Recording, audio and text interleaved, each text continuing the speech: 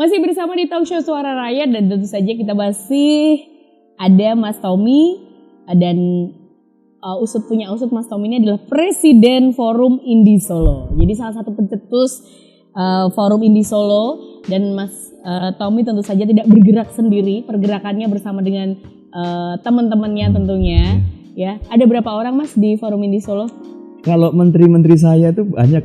Ada menteri-menterinya presiden, ya? Ada presiden pasti ada menterinya. Pastilah. Kalau yang datang sama saya di sini Mas Wicaksono ini Menkrafnya. Jadi dia emang create semua acara di Forum di Solo. Ya. Yang kalau Mas Tiar itu dia Saya nggak ikut gabung. Iya sayang. Banyak sih di sini ya Mas. Ya mungkin nanti. Banyak ada 10 ya. 10 ada bendaranya, Menteri Keuangan juga ada ya, Mas Edo itu.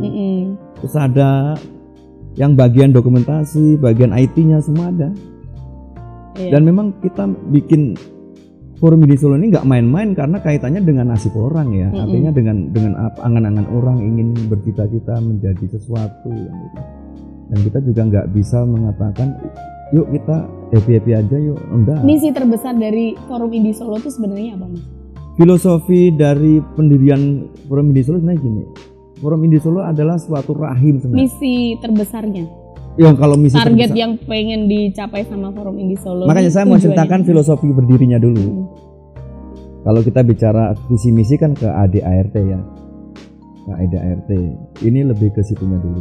Jadi sebenarnya ketika saya mendirikan Forum Indie Solo itu saya ingin Forum Indie Solo itu menjadi rahim yang kelak akan melahirkan banyak sekali anak-anak muda di Solo yang bertalenta di bidang musik. Itu tujuan awal kita melahirkan Forum Indie Solo. Setelah musisi ini lahir dan mereka tumbuh kembang, mereka menjadi bagus, kami ingin mengantarkan mereka tuh ke gerbang yang paling jauh ke cita-cita mereka. Apa yang menjadi keinginan mereka ingin kita bantu. Gitu. Kalau mereka misalkan ingin rekaman, pasti kita bantu. Kita promosikan mereka ke banyak hal di sosial media, di banyak orang-orang yang berkompeten di bidang musik juga. Jadi sebenarnya banyak sih. Dan kami tidak menjanjikan hal yang muluk-muluk pada mereka ya. Kami hanya katakan kami hanya sebuah wadah, rumah kreasi, rumah apresiasi untuk kalian. Ini rumah kalian, kuncinya sudah saya serahkan. Setelah rumah ini saya dirikan sama teman-teman, ini kuncinya saya serahkan ke kalian. Silakan kalian tinggali rumah ini untuk berkreasi.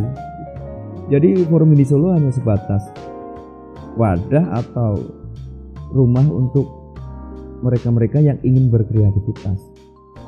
Nah, tugas beberapa menteri-menteri saya ini adalah meng-create mereka dan membranding mereka.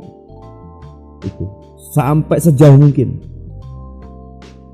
Sejauh ini yang masuk dalam Forum Indie Solo berarti band yang masuk jadi bagian dari Forum Indie Solo nanti adalah band yang berhak untuk mendapatkan fasilitas.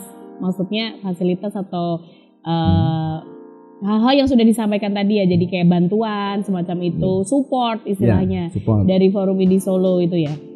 Iya, otomatis bisa dikatakan demikian ya. Sebenarnya keanggotaan di Forum Indie Solo itu tidak terikat dan mengikat. Artinya band-band itu kan punya manajemen sendiri ya Mbak.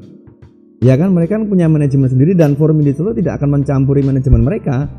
Artinya ketika ada band yang suatu saat kita mainkan di suatu tempat, ada orang tertarik ingin mengundang mereka main di acara mereka, ya saya katakan silakan hubungi manajemen mereka.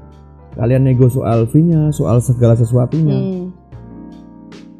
Forum Indie Solo kalau dikatakan manajemen artis belum. Kalau event organizer secara profesional juga belum, tapi kita sudah mengarah ke situ semua. Oh ya.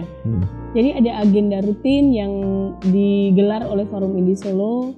Iya, bulan ini adalah bulan yang paling paceklik ya, karena kita hanya satu kali melakukan event untuk tanggal 30 besok, 30 Juli 2022 di Ngelaras Ngopi dengan tema 90s Hit Indonesia. Jadi band-band indie yang tampil di tanggal 30 besok itu wajib mengcover atau membawakan lagu-lagu dari band Indonesia yang dulu pernah hit di tahun 90-an. Yang pernah hit. Pernah hit kan banyak tuh. Kangen misalkan dari Dewa. Ya kan, kamu harus pulang misalkan dari Slank apa-apa. Banyak sekali. Ada Bayu, Hanya Dirimu, Andi Liani. Ya kan? Banyak sekali misalkan Tato, Gerbi, RC Formation. Yang ini yang tidak terlalu mainstream di rocknya ya. Kalau di rock kan banyak sekali kayak Kaisar, Bumerang, Jamrud. Yang kita maunya yang sedikit ada popnya lah gitu. Dan Java Jive. Gitu. Yang benar-benar 90-an banget ya. Ya 90-an yang bagaimana waktu itu remaja itu benar-benar terikat dan mengingat ketika mereka tumbuh sebagai pribadi yang puber waktu itu mengenal setiap kalimat itu adalah mantra. Setiap lirik dari lagu itu adalah doa bagi mereka. Ini yang ingin kami ambil untuk kita angkat besok itu. Makanya kalau kita membawakan lagu-lagu oldies itu kan kadang orang tua kita kan sering terkenang, menangis. Itu karena waktu itu lagu itu bagaikan mantra bagi mereka. Dan kami ingin mengembalikan itu ke masa-masa saya gitu. Bahwa dulu kita pernah dibesarkan oleh lagu-lagu seperti ini. Itu besok tiketing nggak Mas? Oh, enggak, free. Free ya? Free tapi jangan lupa jajan ya di sana ya.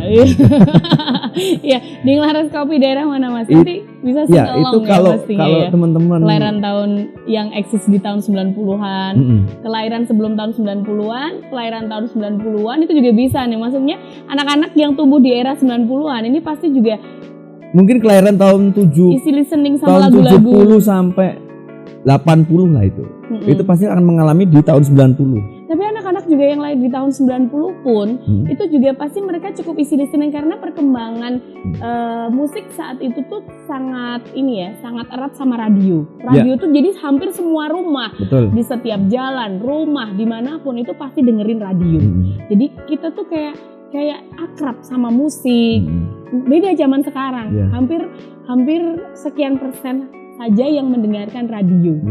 Selebihnya memilih musik yang mereka suka. Ya dengan MP3, dengan Spotify, YouTube semacam itu ya. Selebihnya nggak ada pilihan-pilihan musik dari DJ atau dari announcer, dari penyiar yang ini loh musik tak pilih kayak buat kamu nih. Ini yang sekarang, ini loh musik bagus, ini loh musik genre seperti ini kan nggak ada ya Mas ya. Betul. Jadi kalau kita bicara soal indie memang berat ya di masa sekarang ya. Dengan terlalu masifnya perkembangan teknologi. Sekarang kita di sini misalnya di satu ruangan ini ada 7 orang ya. Yuk kita buka handphone masing-masing. Itu nanti yang dibuka pasti beda-beda orang 7 itu. Ada yang buka YouTube, ada yang buka Facebook, ada yang buka Instagram, ada yang dari 7 orang yang kita perintahkan untuk membuka handphone itu nggak akan sama. Kalau dulu orang ngumpul nyetel radio itu pasti frekuensinya sama. Yuk dengerin ini jam sekian ini musiknya ini. Nah, kalau di radio ini jam sekian acaranya ini. Dulu ngumpulnya tuh di situ, di satu frekuensi. Sehingga ketika mereka itu ketemu secara istilahnya kalau dulu kopdar ya. Klik istilah klik kan. Oh iya lagu itu keren. Pasti lagu ini sama. Frekuensinya sama karena ketika kita mendengarkan radio itu kan yang didengarkan kita dengan orang lain sama. Kalau kita kan enggak. Kemarin ada penembakan si itu. Penembakan apa sih? Enggak ada yang tahu. Kalau dulu di radio apa pasti semua tahu. Karena memang hiburan waktu itu hanya radio ya yang portable yang bisa dibawa kemana-mana. Bisa dibawa kemana-mana betul. Dan semua orang pasti dengerin ya. Semuanya radio. Radio tuh lagi tinggi-tingginya lah, lagi naik daun istilahnya. Betul. Istilah kopdar itu kan dulu kan bahkan sampai announcer ya, penyiar tuh menjadi idola ya. Kita kan kadang sering dengar suaranya, pengennya kita tuh jumpa darat dengan mereka itu sampai ada kayak jumpa fans itu. Iya betul. Iya kan? Betul. Jadi penyiar radio tuh dihadirkan kita tuh ya jadi fannya mereka gitu. Dan sekarang udah nggak ada lagi. Udah nggak ada gitu. Udah nggak ada lagi men. Jadi ya itu berakhir di tahun 2000-an deh kalau nggak salah ya. 2000 sebelum 2010. 2000 awal masih lah. Tapi yang untuk tren-tren seperti itu dulu kan kita waktu remaja ada pengirim kartu atensi. Ya sekarang udah nggak ada. Udah ada. Dulu ada cerita cinta yang mereka itu menulis surat kepada announcer penyiar radio kemudian dibacakan. Terus kita request lagu untuk seseorang. Betul. Ya dan Kalau ngomongin tentang dunia radio nih memang aduh, kita kayaknya cocok nih Mas nyambung ya. Sayangnya cocok di radio aja. Orang sama-sama orang radio ya. Yeah. Oke, balik lagi ke musik indie. Nah, jadi gini Mas, ini pengalaman pribadi juga yang kadang-kadang aku tuh suka kayak ini musik indie tuh sebenarnya tuh boleh ya kalau saya bilang kayak kemarin baru-baru ini saya baru aja MC acara Indie Playground Musik gitu kan. Indie Playground Musik mungkin judulnya adalah ini tempatnya musik indie di mana band-band indie manggung di sini dan ini adalah media buat healing kalian nih yang suka sama musik indie gitu kan. Tapi kenyataannya sekarang semuanya tuh pergerakannya indie semua Mas. Termasuk yang major malah nggak ada, mayor label udah nggak ada. Musika udah tumbang, Aquarius udah tumbang, segalanya udah tumbang ya Mas ya. Dan maksudnya tidak segaungnya tuh tidak segagah dulu ya. Sekarang mulai dari Raisa, mulai dari Isyana Sarasvati, itu pun mereka juga pergerakannya itu juga sudah indie gitu loh. Nah, jadi gimana tuh Mas untuk membedakan antara ketika kita ingin menyampaikan sesuatu, ini tempatnya band-band indie ngumpul nih kayak gini. Nah, band indie itu sebenarnya halo, ini yang sekelas kayak 420, kayak Raisa, kayak bukan ya 420 enggak ya, mungkin enggak termasuk kayak Raisa yang kayaknya grade-nya lebih di atas ya, Raisa, Isyana Sarasvati, terus Slang ini sekalipun mereka juga sudah indie. Mereka sudah punya label sendiri. Nah, itu gimana tuh Mas? How to say-nya tuh? Kalau misalnya kita lagi announce, kalau kita lagi nyampein gitu ya Mas ya. Sebenarnya kalau kita bicara label ya, kalau di dalam musik kan ada label itu pola antara label indie sama label major itu sama. Dia hanya sebagai bentuk semacam titik pedar ya. Banyak kan akhirnya kan tumbuh label-label dengan banyak nama yang misalkan saya nggak menyebutin merek ya. Itu sebenarnya polanya sama dengan major label. Mereka mengatakan saya indie karena di situ kan ada major. Kan itu. Padahal pola-pola kerjanya sama. Mereka mengambil band, mereka memproduce band, mereka mencetaknya menjadi piringan hitam atau compact disc atau kaset pita, kemudian dijual ke toko-toko kaset. Polanya sama. Harusnya mereka kan juga menamakan diri major kan. Iya, harusnya. Nah, tapi kalau indie itu kan benar misalkan gini loh, band saya produksi sendiri, saya cetak kaset sendiri, ya nggak mungkin sendiri maksudnya. Kolektifan. Saya cetakkan ke orang terus saya jual ke teman-teman. Nah itu indie. Kalau saya sudah mendirikan label ya saya nggak indie, harusnya nggak indie. Saya labelnya band-band indie mungkin. Akhirnya gitu. Menjadi band major kan? Oh gitu. Jadi udah beda. Ini kalau jadi masih benar juga ya ketika kita ngomongin band-band lokal istilahnya itu dengan band-band indie gitu itu berarti beda ya, beda sama sekali dengan band-band artis-artis besar yang mereka juga nampaknya lewat label sendiri gitu loh Mas. Kan di Jakarta, di Bandung itu kan banyak label yang tumbuh, mereka mengambil band indie, kemudian mereka merekamnya secara masif, mengedarkan ke seluruh Indonesia. Kan sama dengan Musika sama Sony. Karena waktu itu Sony Musika cuman the one and only BASF dan sebagainya itu kan gitu. BMG itu kan karena mereka kan sudah duluan dan mereka menguasai pasar waktu itu. Karena sedikit ya, tidak banyak yang bisa seperti mereka. Dan gitu. Sony kan kayaknya tidak punya studio untuk rekaman karena setiap artis Sony yang rekaman kan di Musika. Jadi mereka hanya label. Jadi gini, misalkan ya, analogi berpikirnya gini. Saya misalkan punya label ya. Misalkan A Project gitu ya, label saya. Saya ngambil band, saya rekamkan di Musika. Kemudian saya cetak kasetnya, saya edarkan. Ini sudah major. Kerja major masif menyeluruh. Justru yang benar-benar indie, yang independen itu ya mereka bergerak sendiri, mereka memproduksi sendiri, mereka mencetak kasetnya, mereka setiap konser menjual karya mereka. Bahkan tanpa label recording gitu. Kalau Endang Sukamti itu masuknya apa tuh? Band indie bukan tuh Mas? Ya dia kan sekarang sudah bisa. Gimana ya kalau kita bicara karena kita gini loh. Bukan susah. Gimana? Kalau saya nggak susah ya, yang susah tuh menangkap omongan saya nanti gini. Sebenarnya kan mindset kita kan dari awal bahwa major label itu kan label A, label B, label C kan. Itu bener adalah ya? sebuah. Nggak, kita kita harus sepakati satu poin itu dulu. Bahwa major label tuh Sony, Musika, ya kan? Terus EMI, Rawson, ya kan? Yang lain-lain BMG, Sony dan segala kan. Wah, kalau di luar itu kan berarti kan bukan major. Seolah kan seperti itu. Ya. Nah, pola mereka kan sebenarnya kan mereka mengambil band, mereka memproduksi band, mereka mengedarkannya, mengkonserkan kan sama dengan label-label yang kecil yang melakukan itu. Ini cuma masalah kapitalis saja, masalah modal. Iya. Kan gitu. Bisa aja misalkan saya punya duit banyak. Saya Padi kamu sini. Ya Mas. Kamu bikin album baru, saya produksi. Iya. Pakai label saya, iya. Ya saya major label. Karena kerja saya kerja major label.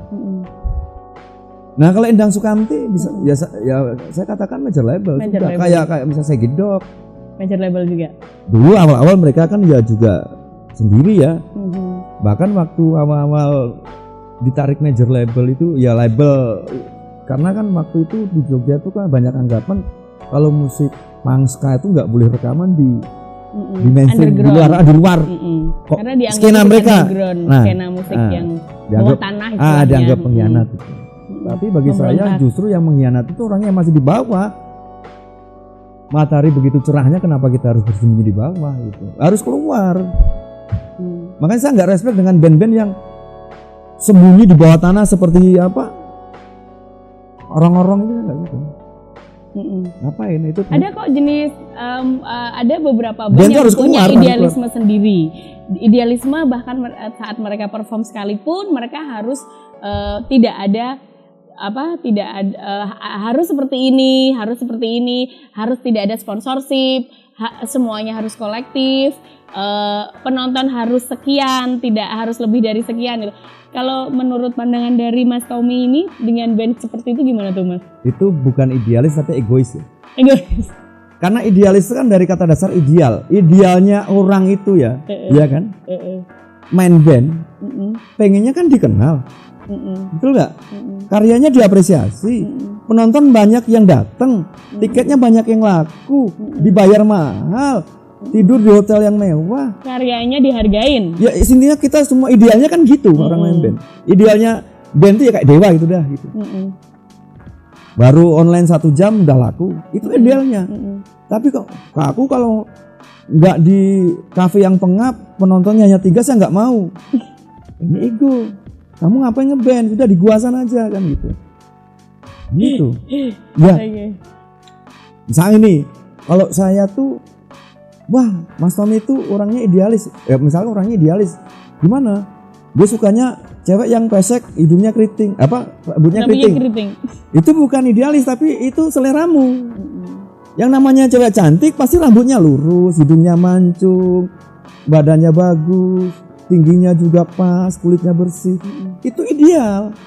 Kalau saya bicara masalah saya suka rambut keriting, hidungnya pesek, itu selera. Bukan ideal saya. Karena akan berbenturan dengan pemikiran orang lain. Ideal itu mainstream orang kok berpikir, bener nggak Mas? Idealnya orang cantik kan seperti yang saya gambarkan, sama orang main band ya. Band yang ideal itu ya Noah, Padi, Dewa. Maksudnya secara riders. Ya kan idealnya mereka memprogram kerja mereka tuh dengan bagus. Secara manajemen. Manajemennya bagus, mereka bikin lagu juga bagus. Itu kan band-band ideal. Ya kan? Kita masih akan lanjut lagi tentunya. Saya masih banyak penasaran tentunya dari sudut pandang seorang Mas Tommy yang presiden Forum Indie Solo. Kita masih akan ngobrol-ngobrol lagi tentunya masih di Talkshow Suara Rakyat. We will be right back.